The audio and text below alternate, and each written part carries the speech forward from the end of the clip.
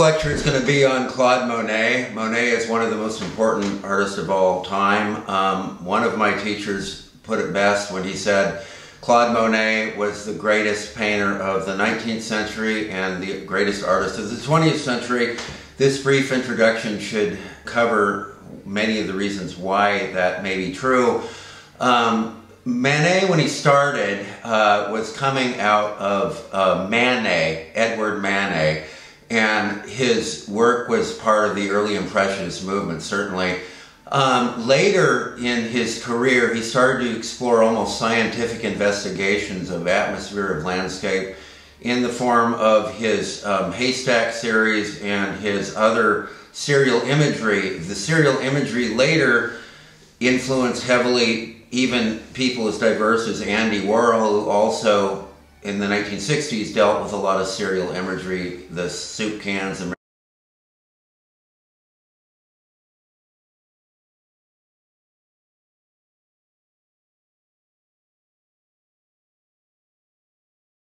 Marilyn Monroe's, etc.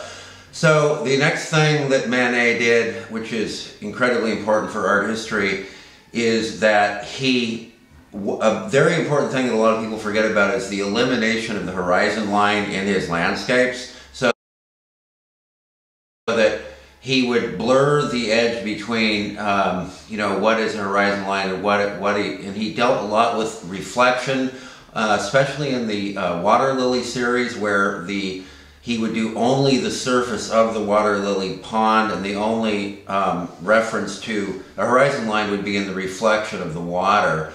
Then another reason he's incredibly important is in the very late work, especially the late water lily work of the late 1920s.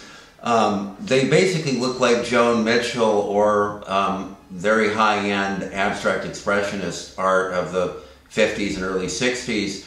There's a real emphasis on just the gesture of the paint application, and again, that's sort of seals the deal about Monet's incredible importance. There are two other reasons why he's so incredibly great. One is his use of atmosphere. There's almost an immersive quality to his work. It's like you can feel, or you're walking into a three-dimensional kind of reality that he's creating in his work.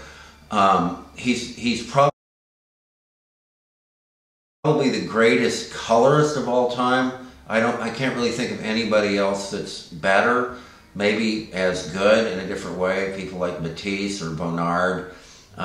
But really, he's the greatest colorist of all time. There's something about the French, they have a real gift for color.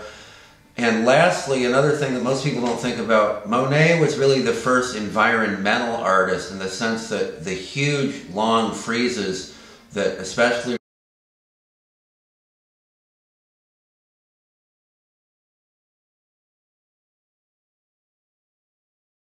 in L'Orangerie in Paris are basically installation art. So he was really the first artist to deal with installation, or almost a conceptual aspect of walking into almost a holographic new kind of way of seeing the world. He was incredibly ahead of his time. He also had, like the other great impressionists, he had that sense of neutrality, so that we can sort of bring our own mood or emotion into them, and because of that, there's almost a sense of collaboration with the experience of his work.